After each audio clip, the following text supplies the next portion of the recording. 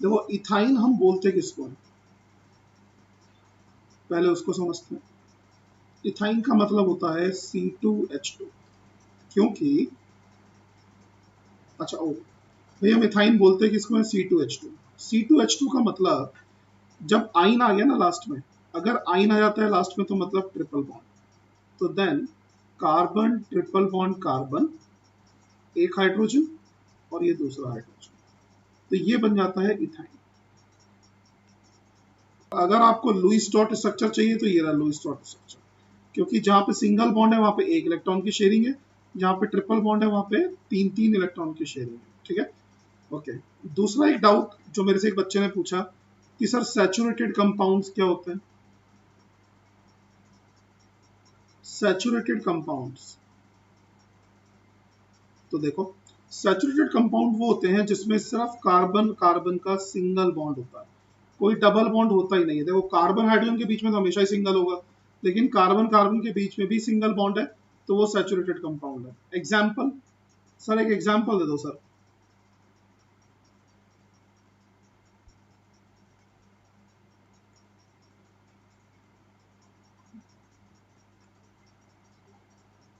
ये एग्जाम्पल है saturated compound का, नाम क्या है इसका, ब्यूटेन। ठीक है, तो this is the example of saturated compound. ठीक है, ओके। अनसैचुरेटेड कंपाउंड का example, unsaturated compound, unsaturated compound कौन से होते हैं, जिनके अंदर या तो कार्बन कार्बन का अगर एक भी डबल बॉन्ड आ गया, या कार्बन कार्बन का अगर एक भी ट्रिपल बॉन्ड आ गया, तो इसका मतलब वो सारे कंपाउंड क्या हो गए, अनसैचुरेटेड। जैसे एक तो तुमने ये भी पूछा था, ये अनसैचुरेटेड है। और कार्बन कार्बन का अगर डबल बॉन्ड आ गया, चलो एक इसकी बात कर लेते हैं, जैसे ये कंपाउंड, तो ये भी अनसैचुरेटेड कंपाउंड का एग्जाम्पल है। तो भाई एलिफेटिक और एरोमेटिक क्या होते हैं। एलिफेटिक,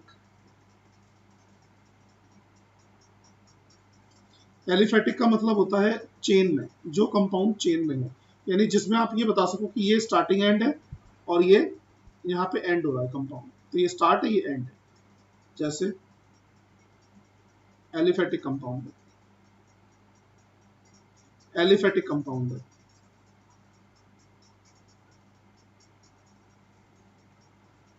एलिफेटिक कंपाउंड, तो ये सबके सब एलिफेटिक कंपाउंड। लेकिन एरोमेटिक, एरोमेटिक किसको बोलते हैं, एरोमेटिक, एरोमा का मतलब होता है स्मेल। लेकिन हमें पहले ऐसा लगता था कि शायद जो एरोमेटिक कंपाउंड होते हैं उनके अंदर से अच्छी स्मेल आती है, ठीक है ना, तो उन सारे कंपाउंड को हम एरोमेटिक बोलते हैं, राइट। लेकिन बाद में पता लगा कि ऐसा कोई जरूरी नहीं है। अभी आज की डेट में एरोमेटिक के हमारे पास डिफाइंड तरीके हैं जिनको हम एरोमेटिक बोल सकते हैं, तो डिफाइंड रूल्स हैं। लेकिन एरोमेटिक कंपाउंड कौन सा था, जैसे बेंजीन, तो ये बेंजीन जो है एरोमेटिक है। मतलब तुम ऐसा समझ लो तुम्हारे लेवल पे भी, 10th के लेवल पे, कि जिनके अंदर भी कॉन्जुगेटेड सिस्टम होता है, कॉन्जुगेटेड सिस्टम। सर ये कॉन्जुगेटेड सिस्टम क्या होता है, कॉन्जुगेटेड सिस्टम होना चाहिए और साइक्लिक होना चाहिए। तो कॉन्जुगेटेड और साइक्लिक सिस्टम होगा, वो सबके सब एरोमेटिक में चले जाएंगे, ठीक है ना। एक और रूल भी है, हकल्स रूल बोलते हैं उसको, लेकिन वो मैं अभी डिस्कस नहीं करूंगा आपके साथ। तो कॉन्जुगेटेड सिस्टम और साइक्लिक मतलब, एक तो वो सबके सब साइकिल में होने चाहिए जैसे ये, और दूसरा कॉन्जुगेट सिस्टम का मतलब एक डबल बॉन्ड एक सिंगल बॉन्ड, एक डबल बॉन्ड एक सिंगल बॉन्ड, तो ऐसा सिस्टम होना चाहिए। तो उनको हम क्या बोलते हैं, एरोमेटिक कंपाउंड्स। अब हम बात करते हैं आइसोमेरिज्म की। आइसोमेरिज्म में आपके पास 10th में एक ही तरह का आइसोमेरिज्म है, लेकिन मैं आपको दो तरह का सिखाऊंगा। एक है चेन आइसोमर्स और दूसरा है पोजीशन आइसोमर। और चूंकि आपके पास एल्डिहाइड वगैरह भी आ जाता है, इसलिए हम लोग एक तीसरा भी डिस्कस करते हैं, फंक्शनल आइसोमर्स।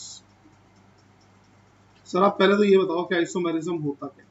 तो आइसोमेरिज्म क्या होता है कि कंपाउंड का फॉर्मूला सेम लेकिन स्ट्रक्चर डिफरेंट। तो उनको हम बोलते हैं आइसोमेरिज्म। इस प्रोसेस को बोलते हैं आइसोमेरिज्म, और जो ऐसे स्ट्रक्चर होते हैं उनको बोलते हैं आइसोमर्स। ठीक है ना। एक एग्जांपल देके बताओ सर, जैसे मान लो मेरे पास फॉर्मूला है C4H10, C4H10, तो अब इसको मैं कितने तरीकों से लिख सकता हूँ कि कार्बन और हाइड्रोजन सेम होने चाहिए हर स्ट्रक्चर में। ये कार्बन और हर किसी पे हाइड्रोजन लगा दो,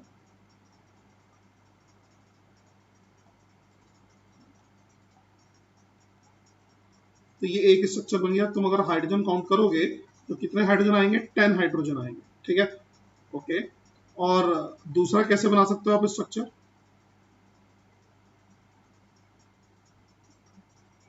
इलेक्ट्रॉन डॉट नहीं बेटा, ये डायरेक्ट स्ट्रक्चर, इलेक्ट्रॉन डॉट नहीं पूछा आपसे, आइसोमर्स की बात कर रहे हैं हम लोग। तो इलेक्ट्रॉन डॉट भी बना सकते हो, लेकिन अभी उसमें क्यों जाना अपने को, इससे काम चल रहा है ना अपना। और 3 हाइड्रोजन, 3 हाइड्रोजन और 1 हाइड्रोजन। चलो इसमें भी काउंट करो, क्या फॉर्मूला है इसका, जरा चेक करो, दोनों को चेक करो, मुझे बताओ दोनों को चेक करके कितने कितने कार्बन है, कितने कितने हाइड्रोजन है। दोनों के अंदर 4 कार्बन और 10 हाइड्रोजन है, तो that means this process is called isomerism. और ये जो आइसोमेरिज्म होती है इसको हम बोलते हैं चेन आइसोमेरिज्म। ठीक है ना। इन दोनों को हम बोलते हैं एक दूसरे का आइसोमर, तो ये दोनों एक दूसरे के क्या है? आइसोमर, और इनको हम बोलते हैं chain isomerism. Sir chain isomerism क्यों? क्योंकि इसमें चेन की लेंथ चेंज हो जाती है। जहां पे भी चेन आइसोमेरिज्म होगा वहां पे चेन की लेंथ चेंज हो जाएगी। ठीक है ना, चेन लेंथ चेंज।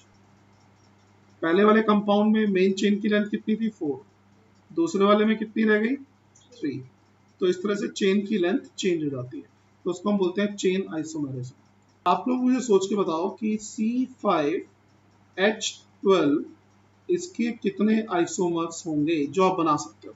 जो भी बना सकते हो बनाओ कॉपी में। भाई चेन आइसोमेरिज्म कैसे बनेगा? एक तो सीधी चेन तो आप बना ही दो, उसमें तो कोई दिक्कत नहीं है। 3 हाइड्रोजन,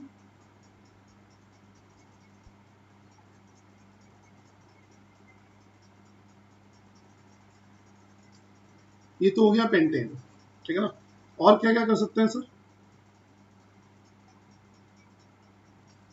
ये भी कर सकते हो। हाँ, तो ये भी एक आइसोमर बन गया, इसमें भी C5H12 ही आएगा। ठीक है ना। अब मैं हाइड्रोजन दिखा नहीं रहा हूँ इसके अंदर। फिर और क्या कर सकते हो भाई? ये भी C5H12 ही है। ठीक है, तो 3 आइसोमर्स इसके बन जाते हैं, तो they all are called isomers. ठीक है, पहले वाले में 5 की चेन थी, दूसरे वाले में 4 की थी, तीसरे वाले में 3 की थी, तो ये सब की सब चेन्स हैं।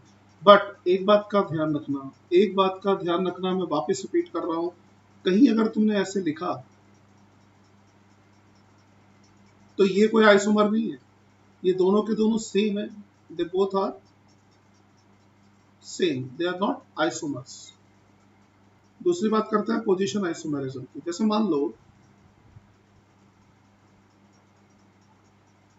चलो अगर मान लो ये ऐसा स्ट्रक्चर है, तो तुम मुझे चेक करके बताओ कि इसके अंदर कितने कार्बन है, कितने हाइड्रोजन है, कितने ऑक्सीजन है। चलो करो चेक। कंफ्यूज क्यों हो रहे हो भाई?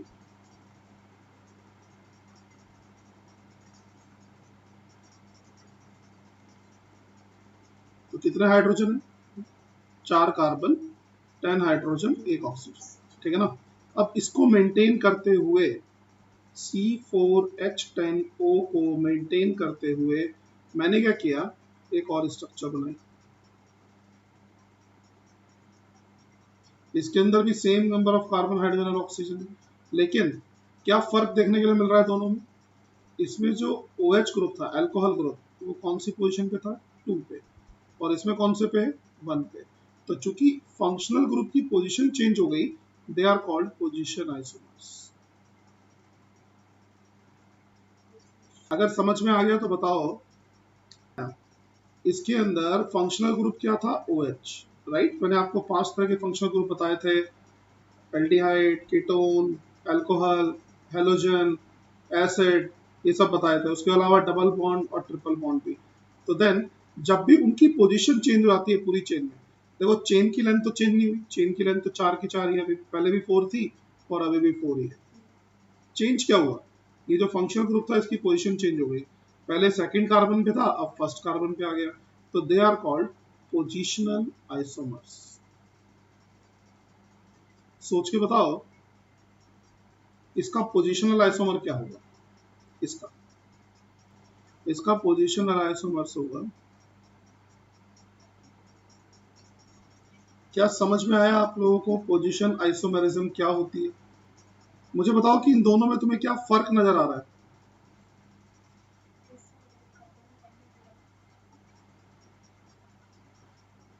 हाँ, तो डबल बॉन्ड जो कि एक फंक्शनल ग्रुप है, कौन कौन से फंक्शनल ग्रुप है अभी आपके पास?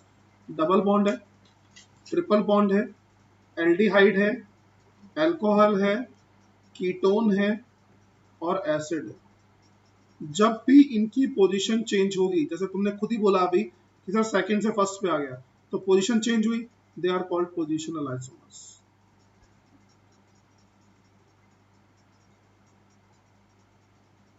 इसका पोजिशनल आइसोमर क्या होगा? देखो मैं तुम्हें समझा देता हूँ। मान लो तुम्हें बोला था CHO यहाँ से हटाओ और यहाँ पे लगा दो, ठीक है ना, तो चलो आपने लगा दिया, कुछ नया है इसके अंदर इसलिए बता। तो अब पहले आपकी चेन की लेंथ क्या थी, ये थी चेन की लेंथ, कितने कार्बन थे इस लेंथ में, 5 कार्बन, और अब कितनी हो गई, अब इसको आप काउंट करोगे चेन की लेंथ, तो अब कितने हो गए, 4 कार्बन।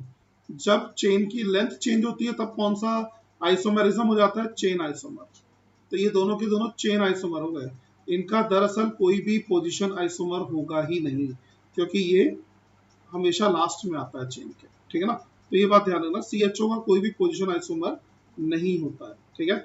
ऐसे COOH का भी कोई भी पोजीशन आइसोमर नहीं होता है, ठीक है। चलो फंक्शनल की बात करते हैं। फंक्शनल में बस एक ही एग्जांपल है आपके सामने, और वो आप चाहो तो थोड़ा सा लर्न कर सकते हो। फंक्शनल का मतलब होता है कि फंक्शन ग्रुप ही चेंज हो गया, मतलब मान लो ऐसे, बताओ ये वाला कौन सा फंक्शनल ग्रुप है? लास्ट टाइम का लेक्चर तुमने किया नहीं ढंग से, दिस इज एल्डिहाइड, डिहाइड नहीं, एल्डिहाइड, एल्डिहाइड, राइट। और इसी को आप ऐसे भी लिख सकते हो। बताओ ये वाला कौन सा ग्रुप है? कीटोन। तो अगर आप एल्डिहाइड को कीटोन में इस तरह से कन्वर्ट कर देते हो तो वो भी आइसोमर्स कहलाते हैं, उनमें भी कार्बन हाइड्रोजन ऑक्सीजन तीनों के तीनों सेम होते हैं, आप चाहो तो काउंट करके देख सकते हो। तो they are called functional isomer, बस एक यही फंक्शनल आइसोमर है अभी आपके पास, तो इसी को ही थोड़ा ध्यान रखो, दैट्स इट, और कोई ध्यान रखने की जरूरत नहीं है। वैसे नॉर्मली आपसे एग्जाम में सिर्फ चेन आइसोमर्स ही पूछे जाते हैं, पोजिशन और फंक्शनल नहीं पूछे जाते इस लेवल पे। अब हम देखते हैं कि कौन कौन सी केमिकल प्रॉपर्टीज होती हैं कार्बन कंपाउंड्स के पास। पहली केमिकल प्रॉपर्टी है कंबशन। सर कंबशन क्या होता है?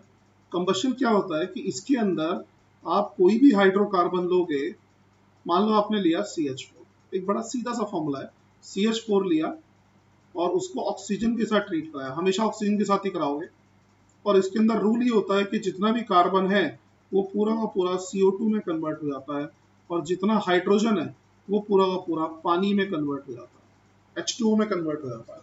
तो देन यहाँ पे एक कार्बन है तो एक CO2 बना, 4 हाइड्रोजन के एटम है तो इसलिए 2H2O बना, ठीक है। यहाँ तक आपको क्लियर हो गया?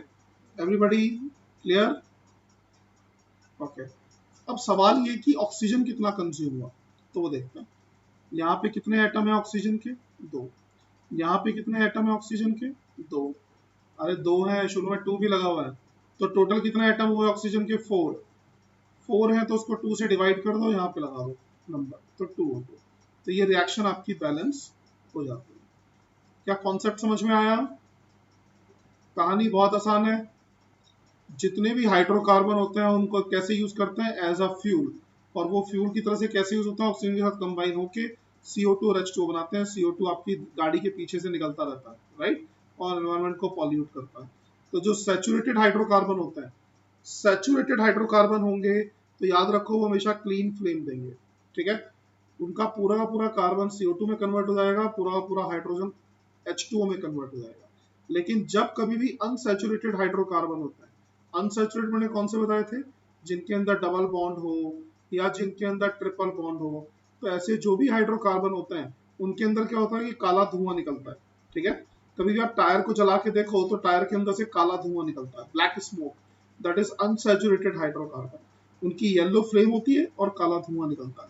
तो इस तरह से अनसैचुरेटेड हाइड्रोकार्बन में कंप्लीट कंबशन नहीं होता, लेकिन सैचुरेटेड हाइड्रोकार्बन में कंप्लीट कंबशन आपको देखने के लिए मिल जाएगा। अगर आपको ये समझ में आ गया तो चलो एक क्वेश्चन मेरे लिए करके दिखा दो। और आपका क्वेश्चन है कि मुझे बताओ कि अगर मैं C4H10 को बर्न करूं ऑक्सीजन में, तो मुझे यहाँ पे ऑक्सीजन के शुरू में क्या लिखना पड़ेगा, और अगर मैं C4H8 को बर्न करता हूँ ऑक्सीजन में, तो मुझे ऑक्सीजन के शुरू में क्या लिखना पड़ेगा, बताओ सोच। तो जो हमने फर्स्ट चैप्टर में सीखा था रिएक्शन बैलेंसिंग, बस वही है। तो इसमें आपने बनाया 4CO2 और H2O कितना बना 5H2O। तो टोटल कितना ऑक्सीजन लगा, इसमें लगा 8 और इसमें कितना हुआ 5, तो 13 हुआ। तो यहाँ पे आपको लिखना पड़ेगा 13/2, हमेशा 2 से डिवाइड कर दो ऑक्सीजन के केस में, तो 13/2।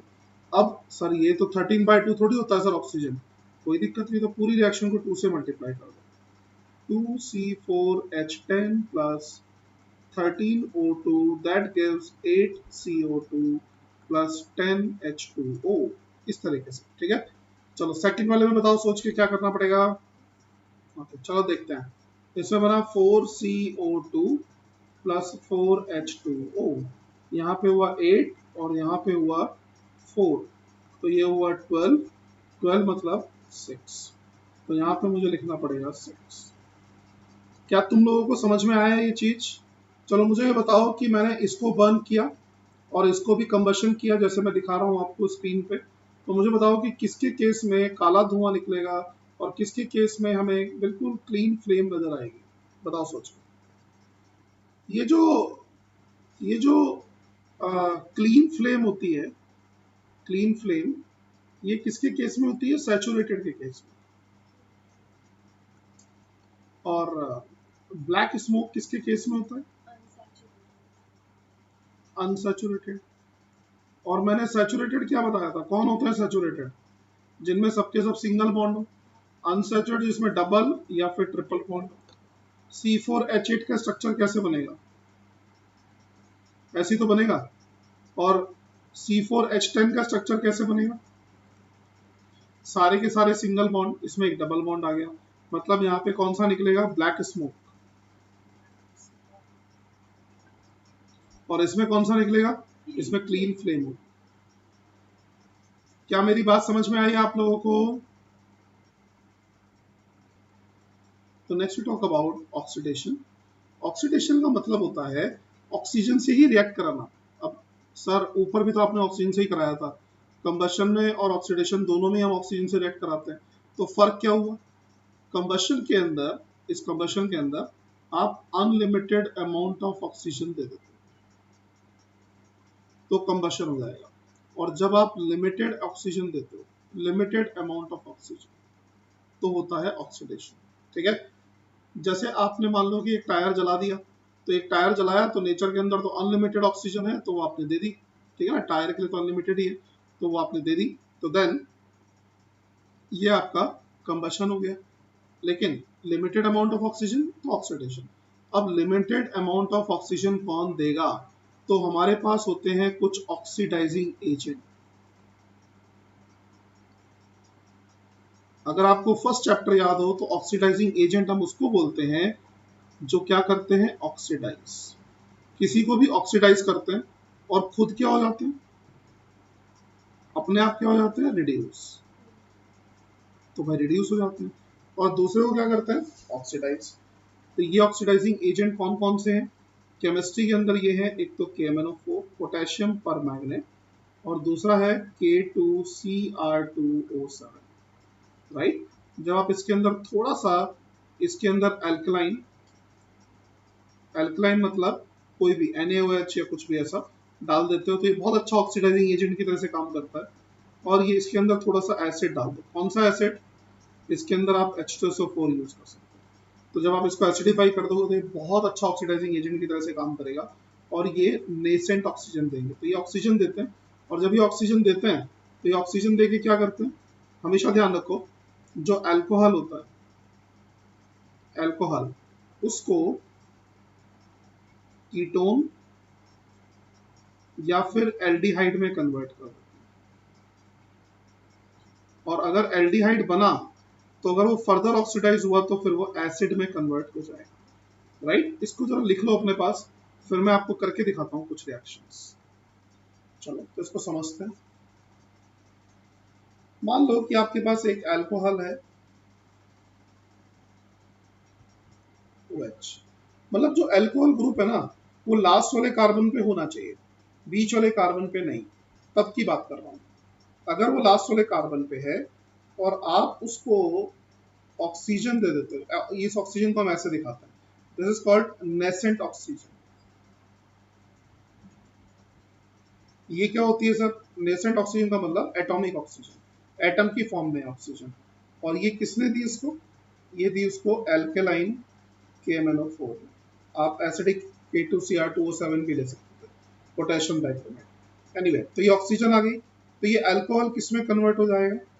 ये अल्कोहल बना लेगा एल्डिहाइड। ये समझ में आया? कौन सा अल्कोहल एल्डिहाइड बनाएगा? जब अल्कोहल बिल्कुल लास्ट वाले कार्बन पे होगा, टर्मिनल कार्बन बोलते हैं इसको, तो बिल्कुल एकदम टर्मिनल पे होगा, उस कार्बन के ऊपर होगा, तो तब ये क्या बनाएगा? हमेशा एल्डिहाइड। और अगर मान लो कि ये बीच में हुआ, बीच वाले कार्बन पे किसी पे, तो तब ये क्या करेगा?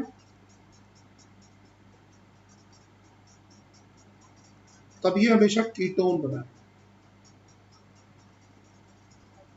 कीटोन बनाएगा ऐसे।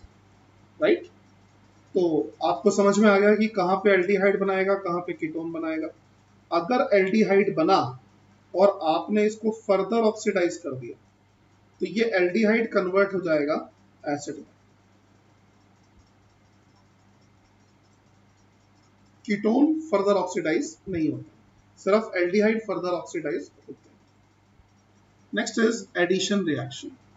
सर एडिशन रिएक्शन क्या होती है? एडिशन का मतलब कुछ ऐड होना, और एडिशन रिएक्शन कौन दिखाते हैं? इसको अच्छे से ध्यान रखो, एडिशन रिएक्शन कौन दिखाते हैं? जो कि अनसैचुरेटेड होते हैं, अनसैचुरेटेड। मैंने आपको क्या बताया, अनसैचुरेटेड में कौन कौन आते हैं? अनसैचुरेटेड में कौन कौन आते हैं? वेरी गुड, जिसमें या तो डबल बॉन्ड हो या ट्रिपल बॉन्ड हो, वो सबके सब एडिशन रिएक्शन दिखाते हैं। और एडिशन रिएक्शन का एक बहुत अच्छा एग्जाम्पल क्या है? ये कार्बन कार्बन के बीच में डबल बॉन्ड है। सर ये आर का क्या मतलब है? आर का मतलब होता है एल्काइल ग्रुप, एल्काइल ग्रुप। तो ये सर ये एल्काइल ग्रुप, इसका क्या मतलब है? तो देखो, जब हम आर लगा देते हैं ना तो इसका मतलब हो जाता है कि हमने प्रोसेस को ना जनरलाइज कर दिया। कैसे? देखो ध्यान से, मान लो अगर मैं इसको ऐसे लिख दूं,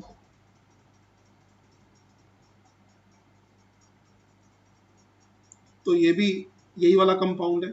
आर की जगह आप कुछ भी पुट कर सकते हो, CH3H, C2H5, C3H7, C4H9, कुछ भी पुट कर सकते हो, और किसी भी आर की जगह कुछ भी पुट कर सकते हो।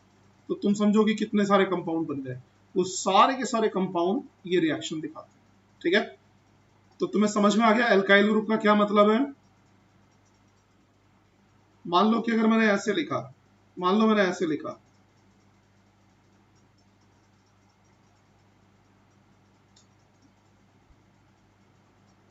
क्या ऐसे लिख सकता हूं?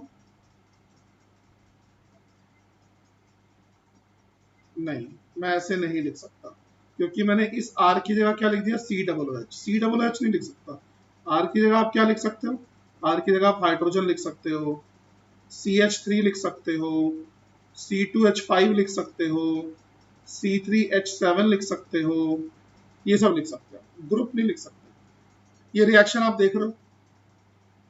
पहले इस रिएक्शन की बात कर लेते हैं। जो डबल बॉन्ड है वो हट गया, और डबल बॉन्ड की जगह क्या आ गया? 2 हाइड्रोजन। डबल बॉन्ड की जगह सिंगल बॉन्ड आ गया और 2 हाइड्रोजन और ऐड हो गया। ठीक है ना? अब सोच के बताओ कि अगर एक ऐसा कंपाउंड हो,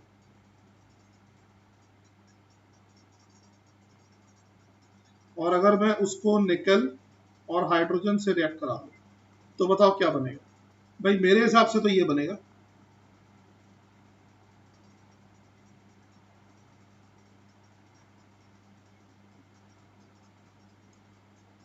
कितने लोगों का सही है? तो सर आपने ये निकल कैटलिस्ट क्यों डाला? पहली बात तो हम कैटलिस्ट किसको बोलते हैं? कैटलिस्ट वो होता है जो रिएक्शन में पार्टिसिपेट नहीं करता, कोई रिएक्शन में पार्टिसिपेट नहीं करता वो, लेकिन वो हेल्प करता है रिएक्शन होने में। मतलब वो रिएक्शन का जो रेट है, जिस स्पीड से रिएक्शन चल रही है, उसको इंक्रीज कर देता है, राइट? यहाँ पे जो निकल है वो एज अ कैटलिस्ट काम कर रहा है।